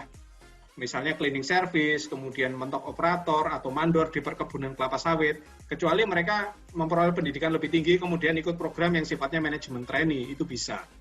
Nah, di satu sisi memprotes, biasanya masyarakat di sekitar memprotes kehadiran perusahaan, di sisi lain membutuhkan lapangan pekerjaan. Karena pada saat yang sama tanahnya sudah diakuisisi perusahaan, mereka juga butuh pekerjaan. Tidak mungkin kan hanya dengan uang hasil beli tanah, kemudian mereka langsung bisa habiskan sampai seumur hidup. Nah, di sini akan dikreasikan program-program pemberdayaan masyarakat misalnya. Nah, tadi dari kelompok Merdeka punya ide yang bagus ketika ada lingkungan yang sudah agak terekspos oleh limbah. Bagaimana mencoba menormalisasi lingkungan tersebut. Normalisasi sungai dari limbah, biasanya kalau istilah normalisasi itu penggalian sungai. Istilahnya kalau dalam teman-teman kebun itu cuci sungai atau cuci parit. gitu kan. Jadi sungai yang sudah mengalami pendangkalan, sedimentasi itu mulai digali lagi supaya lebih dalam. Nah, restorasi ekosistem ini juga perlu.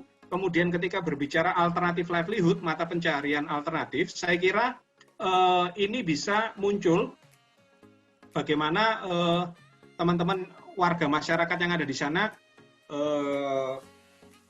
livelihood-nya itu berbasis pada sumber daya alam.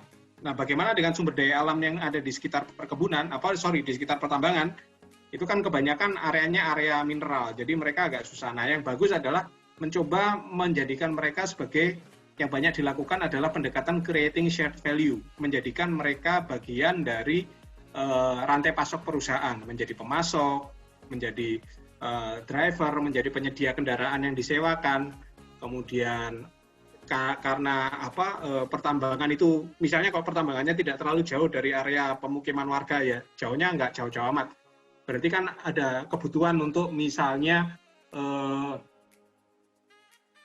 suplai logistik, beras, bahan baku, dan lain-lain. Tapi biasanya kalau di pertambangan itu di site sudah terpenuhi. Ini seperti ketika saya melihat area site-nya Chevron di Marangkayu, Kutai Kartanegara. Nah, di daerah sekitar situ kan rata-rata menjadi karyawan semua. Terus ada yang menyediakan pasar sembako dan lain-lain, itu ada.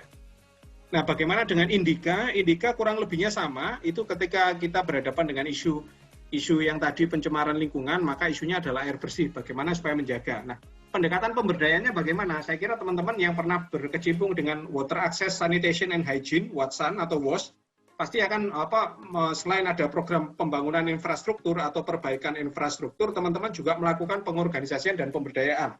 Medianya apa? Medianya biasanya berupa KPSAB, kelompok pemanfaat sarana air bersih. Nah, ini yang biasa teman-teman lakukan, diberdayakan, dimonitor, diberikan capacity building, didampingi, diorganisir, kemudian hingga akhirnya mereka bisa melanjutkan programnya secara berkelanjutan, merawat sendiri. Biasanya aspek infrastrukturnya dalam tanda petik ada yang namanya smart subsidi dari lembaga pendampingnya, misalnya membangun sarana air bersih, ya tentu saja dengan dana grant dari perusahaan, termasuk dalam proyeknya mereka, tapi masyarakat di-develop dan didampingi supaya bagaimana mengelola itu dengan baik dan berkelanjutan.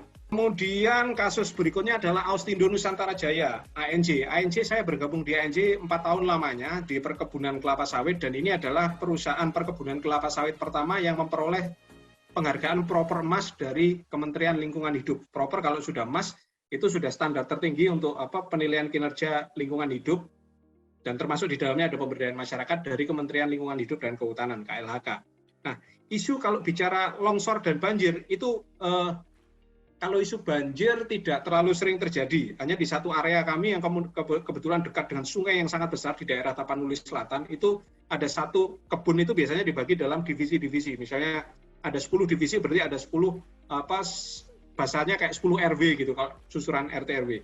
10 kapling kebun yang besar yang di-manage oleh 10 manajer kebun, 10 kepala kebun misalnya. Nah, 10 kepala kebun itu akan bertanggung jawab ke satu kepala kebun besar yang selevel general manager. Nah, salah satu area kebun itu berdekatan dengan Sungai Batang Gadis di area daerah Siais, Tapanuli Selatan. Itu sering kali banjir, dan kalau banjirnya udah sepaha lebih sampai seperut saya lah, itu bisa jadi. Nah, pada saat terjadi banjir itu kondisinya emergency response. Masyarakat mengungsinya kemana? Mengungsi ke area perusahaan yang lokasinya lebih tinggi, masuk ke komplek perusahaan. Nah, kami juga memiliki kebun di dekat area Sungai Batang Gadis itu. Nah, di situ ternyata kita nggak bisa panen. Buah sawit itu kan bisa dipanen tiap hari. Kita nggak bisa panen karena apa? Itu tingginya udah seorang di situ. Karena panennya kalau maksa pakai perahu, tapi biasanya itu akan off sampai seminggu misalnya. Nah, bagaimana caranya? Kalau ini bicara untuk masyarakat yang terdampak, bagaimana mereka bisa memiliki temporary shelter atau tempat darurat untuk mereka berlindung sementara ketika terjadi banjir. Karena di situ ada kampung di mana itu ada khusus pendatang, bukan orang asli, membuat perkampungan sendiri, kemudian ketika banjir itu posisinya udah seperut gitu. Nah, itu mereka akan mengungsi ke area perusahaan.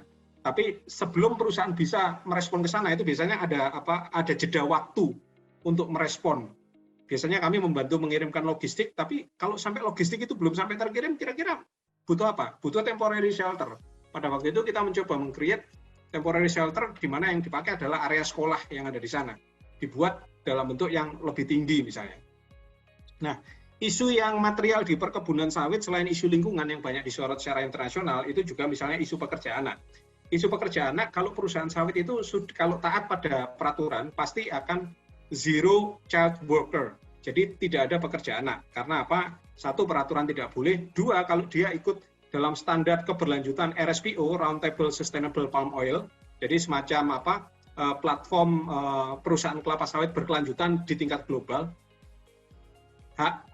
pekerja anak itu nol, tidak boleh. Masalahnya di area-area negara berkembang yang memproduksi kelapa sawit seperti Indonesia, Malaysia, India, dan Amerika Selatan, kejauhan. Umumnya Indonesia aja.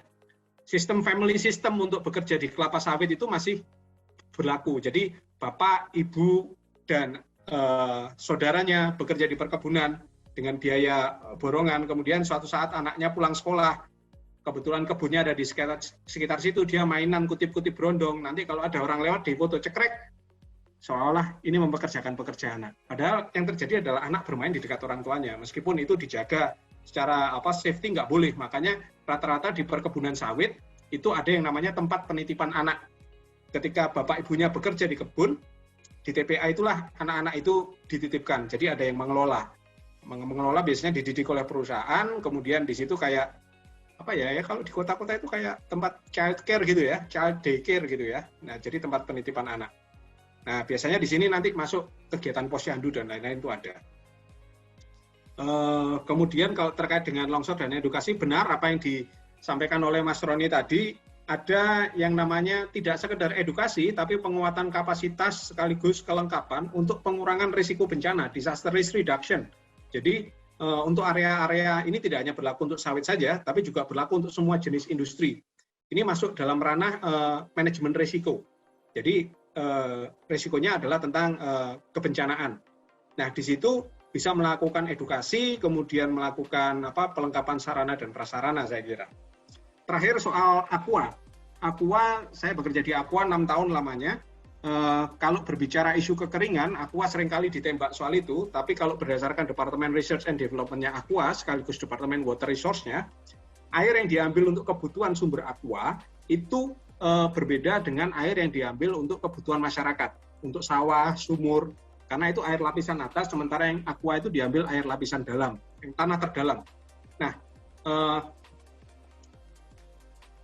sumber Aqua itu selalu pada di area yang sudah dibeli oleh perusahaan, sehingga itu berada dalam area kepemilikan perusahaan. Kalau berbicara apakah ada kekeringan, saya kira tidak melulu karena itu soal sumber daya air yang berkekurangan dan diambil oleh Aqua, tapi kalau kita bisa melihat, sebagai salah satu contoh, salah satu desa subur di sebelah pabrik Aqua Klaten itu adalah desa Ponggok. Desa Ponggok itu menjadi percontohan nasional untuk BUMDes terbaik dan pengelolaan ekowisata berbasis desa. Dan mereka bisa merasakan bagaimana hijau royo-royonya sawah yang ada di sana, pengelolaan BUMDes. Pak Lurah Junet itu juga mengakui banyak belajar soal pengelolaan BUMDes itu dari teman-teman CSR Aqua. Pada waktu itu yang menjadi manajer CSR Aqua Pabrik Klaten adalah Mas Atik Zambani, yang tadi saya sebutkan dan sekarang bekerja di Merdeka Copper Gold. Beliau adalah salah seorang senior di bidang pemberdayaan masyarakat, khususnya bidang pertanian, yang dulu bergabung di proyeknya IFAD selama bertahun-tahun, muridnya Pak Rasdil almarhum. Nah, itu isu sumber daya air. Bagaimana dengan isu sampah plastik misalnya? Kalau teman-teman dan kemasan yang lain, kalau teman-teman memperhatikan, buat Kak Ben cukup dihayalkan saja. Kalau teman-teman memperhatikan, kardus Aqua, kalau misalnya teman-teman beli kardus Aqua gelasan, kan ada satu kardus itu kan. Kardus Aqua yang sekarang dengan kardus Aqua 20 tahun yang lalu tentu berbeda. Kenapa? Cepat rusak. Kalau cepat rusak, malah yang kita belanja yang ngomel, ini kardus kok cepat rusak. Padahal kalau cepat rusak itu berarti kandungannya, kertasnya diperkecil, sehingga berat kardusnya semakin berkurang. Dengan demikian penggunaan pohonnya juga semakin berkurang. Kan untuk mendevelop kardus itu bahannya dari kertas. Kertas dari mana? Dari pohon. Itu berkurang. Kedua, misalnya kalau teman-teman lihat botol Aqua yang ukuran 1,5 liter misalnya, itu 20 tahun yang lalu diisi air penuh, dipakai buat ngebuk maling, malingnya semaput. Malingnya pingsan. Tapi sekarang itu gampang sekali di-crush. Gini kan? Karena apa? Ketika tebal dan keras itu artinya kandungan plastiknya tinggi. Nah, sekarang kandungan plastiknya sudah semakin diperkecil. Nah, makanya botol aqua selalu disarankan sesudah diminum yang ukuran 600 ml selalu di-crush. Di-crush, kemudian labelnya di-take out, kemudian baru silakan dibuang ke tempat sampah. Kenapa di-crush? Supaya tidak menjadi pemalsuan ketika barang itu dipakai untuk produk merek yang lain. Kemudian, kenapa kok sekarang gampang di-crush? Karena plastiknya sudah berkurang. Kemudian pada waktu saya terakhir masih di Aqua, baru 7 atau 10% botol Aqua 600 ml itu kandungan recycle-nya. Sekarang sudah 100% klaimnya Aqua. Jadi Aqua memiliki pabrik daur ulang kemasan sampah produk Aqua di Tangerang Selatan, dan itu akan direplikasi ke pabrik-pabrik yang lain. Di situ sesudah produk-produk Aqua botol bekas di crush di situ dikirim lagi ke yang memproduksi botol Aqua, dijadikan bahan untuk pembuatan botol, namanya RPET, recycled PET. Kalau PET itu plastik jenis, saya lupa, PET itu singkatan dari unsur kimia, ditambahi R di depannya RPET. Jadi sekarang klaimnya teman-teman dari Aqua, botolnya itu 100% daur ulang. Sedangkan galon Aqua itu sesudah sekian puluh kali dipakai, itu akan dihancurkan, dibelah dan dihancurkan. Lalu 30% dari bahan galon yang baru itu adalah bahan daur ulang. Nah, ini yang kelihatan bahwa concern-nya terhadap limbah plastik seperti itu. Nah, sedangkan untuk kalau teman-teman lihat botol Aqua ukuran tertentu, tutup botolnya, cap-nya itu kan dulu agak tebal, sekarang tipis, itu berarti mengurangi plastik. Sedangkan yang label yang menutup menjadi penutup ininya botolnya itu dulu double layer, artinya 2 lapisan. Saya tidak tahu apakah hari ini sudah berkurang menjadi 1 lapisan. Kalau berkurang menjadi 1 lapisan itu berarti mengurangi plastik lagi. Saya kira ini adalah komitmen Aqua untuk menjalankan mengelola, memanage isu terutama di konsumen ya, ini konsumen yang cerdas mengenai bahan daur ulang. Apakah mereka terlibat dalam inisiatif daur ulang? Banyak. Silakan teman-teman googling. Saat ini Aqua sangat aktif sekali dalam kampanye untuk daur ulang, bahkan terlibat dalam koalisi bersama NGO dan perusahaan-perusahaan yang terkait dengan kemasan yang lain seperti Unilever, Coca-Cola, itu terlibat dalam PRACE. PRACE itu satu inisiatif semacam koalisi platform itu terkait dengan daur ulang limbah plastik. Itu sangat dikampanyekan Aqua. Bahkan bekerja sama dengan H&M seperti yang saya presentasikan 2-3 minggu yang lalu. Biji plastik itu kalau dihancurkan rata-rata diekspor ke Cina, kemudian dari Cina balik kemari dalam bentuk pakaian. Bayangkan, kita pakai pakaian dari bahan serat daur ulang plastik. Itu yang yang bisa saya sampaikan terkait dengan Aqua tadi. Kalau kerusakan jalan ya itu banyak juga yang terjadi di area sepanjang pabrik menuju kota di mana outlet-outlet atau depo itu berada. Nah, biasanya program ini Aqua bekerja sama dengan pemerintah, dengan DLAJR, dengan pemerintah desa itu untuk melakukan aktivitas perbaikan jalan melalui program-program CSR-nya. Biasanya orang bilang, itu setiap truknya Aqua lewat, rumah saya joget goyang ngebor kayak Inul ya gitu kan. Nah, kebetulan Inul aslinya juga dari Pasuruan. 2 pabrik Aqua, salah satunya di Pandaan, salah satunya di Pasuruan. Saya lucu ngeliat soal alat apa saja yang dipakai, yang penting teman-teman kerangka pikirnya teman-teman pegang. Apa yang kita pelajari bersama pada hari ini itu adalah mencoba memahami pola pikir perusahaan. Bahwa yang namanya CSR itu, saya pernah berdiskusi dengan beberapa teman di salah satu WA group yang terkait dengan pemberdayaan dan CSR. Mereka bilang, udahlah kalau perusahaan mau berbuat sosial, ya lakukan sosial aja, nggak usah pakai embel-embel yang lain gitu kan. Berbuat baik itu kan diajarkan oleh semua agama, ya sudah, kalau situ argumennya agama ya silakan gitu kan. Tapi kan kita mencoba mempelajari CSR ini dari perspektif manajerial dan secara ilmiah. Jadi ketika berbicara CSR di sesi yang lalu teman-teman juga sudah mengikuti materinya, ada aspek reputasi yang dipertimbangkan, ada aspek risiko yang dipertimbangkan. Nah, tentu saja tidak sekedar berbuat baik. Kalau berbuat baik ngasih tangan kanan, tangan kiri nggak boleh ngelihat, itu ajaran agama, iya. Tapi dalam konteks CSR, ngasih tangan kanan, tangan kiri harus tahu. Karena apa? Kalau nggak tahu gimana mau membangun inisiatif untuk komunikasi eksternalnya, untuk membangun reputasi perusahaan? Kan nggak ada. Bagaimana membangun inisiatif komunikasi untuk mengkomunikasikan kinerja perusahaan? Nggak ada. Dan untuk itu, ketika tangan kanan memberi, tangan kiri harus tahu. Itu buat saya prinsip CSR. Beda dengan bersodakoh, itu beda, gitu kan? Ya, tiap isu itu penting buat teman-teman pelajari. Tiap isu selalu ada pemangku kepentingan yang terdampak. Kalau teman-teman tadi memisahkan antara isu di slide pertama, lalu berbicara slide kedua, teman-teman kembali ke pemangku kepentingan secara general. Idealnya pemangku kepentingan dikonekkan dengan isu. Sehingga identifikasi pemangku kepentingan itu berbasis isu. Isu kekeringan, siapa yang terdampak? Petani. Isu kekeringan, siapa yang terdampak? Ibu-ibu yang memiliki anak balita misalnya. Isu pemangku isu kekeringan, siapa yang terdampak? Pelaku usaha mikro yang membutuhkan air untuk bahan bakunya. Itu sangat spesifik. Dampaknya apa? Lalu apa yang bisa dilakukan oleh perusahaan? Mungkin berkolaborasi dengan lembaga, selamat siaran ya Bung Goris, lembaga teman-teman nanti bisa dikolaborasikan dalam bentuk program pemberdayaan. Kemudian tiap stakeholders, tiap pemangku kepentingan pasti punya kepentingan berbeda. Masyarakat pun kalau bisa dipilah-pilah itu ada beberapa, misalnya kan kepala desa, ketua RT. Jadi kalau melakukan analisis pemangku kepentingan itu sebaiknya sangat-sangat spesifik. Nah, kerjaan analisis pemangku kepentingan, kerjaan asesmen pemangku kepentingan atau yang disebut dengan stakeholder mapping, kerjaan untuk mengidentifikasi isu-isu sosial dan lingkungan yang biasanya disebut dengan social mapping atau social environment and economic mapping, itu biasanya perusahaan menggunakan jasa teman-teman konsultan. Tapi kalau ada teman-teman dari civil society organization atau non-government organization yang memiliki kapasitas dalam bidang itu, biasanya perusahaan juga nggak segan-segan kok bergandengan tangan dengan mereka sepanjang legitimasinya jelas, kapasitasnya jelas, gitu kan.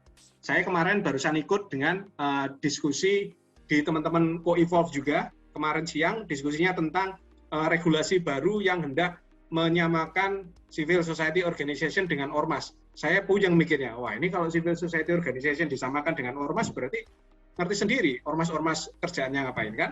Kalau civil society organization kerjaannya jelas di bidang pemberdayaan masyarakat gitu.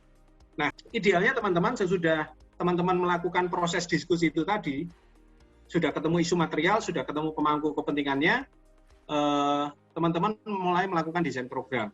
Nah, ketika melakukan desain program, pendekatannya apa? Buat saya sederhana. Teman-teman di NGO ataupun teman-teman di civil society organization biasanya pakai pendekatan yang disebut logical framework. Itu masih tetap dipakai. Saya 20 tahun bekerja di NGO dan di corporate, pendekatan logical framework itu selalu saya pakai. Dan itu biasanya dilakukan untuk teman-teman ketika membuat desain program. Dan ini juga sudah diajarkan di perkuliahan Magister Manajemen Sustainability di Universitas Trisakti sebagai salah satu tools untuk perencanaan program. Saya kira itu komentar saya untuk dan catatan saya untuk presentasi teman-teman. Pertanyaan teman-teman yang disampaikan lewat chat room, mungkin Mbak Dini bisa bantu. Ya. Masih ada waktu 9 menit yang tersisa. Saya kejar untuk menjawab itu ya. Ya. Itu kalau bikin desain program idealnya berapa lama sih Mas? Kan kita tadi hanya beberapa menit tuh. Assessment-nya pasti lama ya, tapi kalau proyek desain program kan membangun law frame dan apa kan pasti akan melalui beberapa diskusi yang sifatnya workshop gitu kan. Kalau bicara training mengenai desain program dengan pendekatan logical framework, saya sih biasa ngasihnya 2 hari kepada teman-teman di NGO pada waktu dulu saya melakukan capacity building. Demikian juga dengan teman-teman di corporate misalnya. Saya kira gitu. Kalau prosesnya bisa panjang. Berarti kita orang-orang sakti itu tadi. Iya, itu orang-orang luar biasa itu tadi. Oke, ini pertanyaan pertama dari Catherine. Program CSR yang selaras antara kebutuhan nasional dan global. Oke, kalau kebutuhan nasional, kebutuhan nasional salah satu platform yang bisa kita lihat yang menjadi baseline itu misalnya Indeks Desa Membangun. Indeks Desa Membangun itu yang dikeluarkan oleh Kementerian Desa, itu bisa memetakan kondisi desa seperti apa, mulai dari desa tertinggal sampai desa mandiri misalnya. Nah, ketika desa membangun tadi berkaitan dengan isu misalnya perusahaan ada isu pekerja anak, berarti melakukan edukasi tentang anak, berarti itu masuk misalnya itu dari globalnya adalah seperti tadi yang disebutkan oleh Mbak Arum, itu dari CRBP, Child Right Business Principle, atau bahkan untuk perusahaan sawit misalnya RSPO bulan November tahun 2020 kemarin mengeluarkan 4 dokumen kalau nggak salah itu tentang panduan perusahaan sawit yang ramah anak. Nah, teman-teman dari PKPA Medan disupport dengan IKO dan Konsil LSM juga pernah membuatkan panduan perkebunan kelapa sawit ramah anak. Nah, itu bisa menjadi indikator-indikator yang disambung. Tentu saja platform yang lain yang juga biasa dianut, misalnya terkait dengan UU Perlindungan Anak, misalnya indikator-indikator untuk desa ramah anak seperti apa. Nah, bagaimana perusahaan bisa inline ke situ, misalnya, itu kan tinggal bagaimana menyelaraskan. Nah, di sini, ini contohnya, misalnya, tidak harus labelnya desa ramah anak. Kalau nanti pintu keluarnya adalah di Kementerian Desa, nanti pintu keluarnya adalah desa mandiri. Tapi pintu masuknya, teman-teman mau memasukkan ide tentang desa ramah anak, misalnya. Gitu, Mbak Catherine. Itu jawaban singkatnya ya. Ini sudah saya jawab nih. Udah ya tadi, oke. Masih dengan Mbak Catherine. Cara cari bahan-bahan isu yang dialami perusahaan bagaimana? Benar, Mbak Catherine. Ini kalau salah satu yang dicari selain sustainability report itu memang gayanya ada yang diperhalus. Tapi kalau kita sensitif dan berpengalaman dalam berinteraksi dengan perusahaan-perusahaan di bidang itu, tentunya akan paham isu yang dimaksud ini apa. Hampir pasti isunya tentang ini. Nah, tinggal dikonfirmasi saja. Cara yang lain tentu saja teman-teman bisa googling ke pemberitaan. Satu, pemberitaan. Bagaimana biasanya kalau terjadi konflik-konflik di perusahaan itu seringkali nongolnya di media lokal. Apalagi kalau sekarang media lokal yang sifatnya surat kabar, media cetak itu agak susah nyarinya. Media lokal yang online itu banyak banget itu. Nah, hal yang lain seperti saya pernah sebutkan tadi, perusahaan sawit itu misalnya khusus diminta untuk membuat web page mengenai grievance-nya. Kasus grievance apa yang terjadi, berapa banyak sudah diselesaikan atau belum, karena itu dituntut oleh, kalau tidak salah, oleh RSPO atau salah satu lembaga keuangan internasional yang memberikan pinjaman. Kalau nggak salah seperti itu, Mbak Catherine. Bahan-bahan isu lain yang dialami perusahaan, saya kira ketika perusahaan sudah inovatif dengan programnya, maka yang harus ditampilkan adalah bagaimana program itu inline dengan platform sustainability yang ada. Seringkali perusahaan-perusahaan itu membuat program bagus, tapi ketika ditanya apakah programnya sudah inline dengan standar sustainability yang ini, ternyata belum, jadi harus diimprove lagi. Nah, jadi gunakan standar-standar itu. Yang kedua, pakai pola pikir pakai pendekatan yang sifatnya appreciative inquiry ya, secara metodologi. Logical framework itu kan berdasarkan analisis masalah. Kalau appreciative inquiry itu berdasarkan visioning atau misalnya berdasarkan sesuatu kondisi yang ada, tapi tidak ada masalah, hanya dia ingin meng-create sesuatu yang lebih baik. Saya kira demikian. Ini dari Kak Saiful Bahri. Setelah melakukan pemetaan isu, ide, dampak, dan sebagainya itu, dan bagaimana cara meyakinkan perusahaan bahwa gagasan kita itu dirasa penting untuk diterapkan oleh perusahaan? Ya, pertama-tama tentu kita tidak sekedar datang terus bawa proposal, tapi komunikasi sudah harus terjalin sebelumnya. Yang kedua, kalau melakukan kajian-kajian seperti ini, baiknya juga teman-teman mengkomunikasikan dulu dengan perusahaan, sehingga perusahaan aware soal itu. Jadi atau dengan lembaga-lembaga yang lebih legitimate, misalnya bekerja sama dengan pemerintah yang hasilnya tentu akan didengarkan. Hasil riset ini tentu sahih, misalnya dari universitas atau yang lain. Nah, apakah langsung dari hasil ini langsung datangi satu perusahaan? Enggak, mungkin lebih baik diseminarkan saja. Sesudah itu melihat, di area ini ada masalah ini, di area ini masalah ini, dan semuanya kita kemukakan dalam suasana yang dialogis, tidak main pointing finger gitu, Pak. Kalau main pointing finger itu, ya siapa sih yang suka perusahaan disalah-salahin, perusahaan juga nggak suka. Teman-teman NGO disalah-salahin oleh perusahaan karena ngerecokin, dianggap preman, juga teman-teman NGO juga nggak suka. Makanya kemarin dalam diskusi di Co-Evolve kemarin kan hangat sekali diskusinya mengenai peraturan yang akan menyamakan antara civil society organization dengan ormas.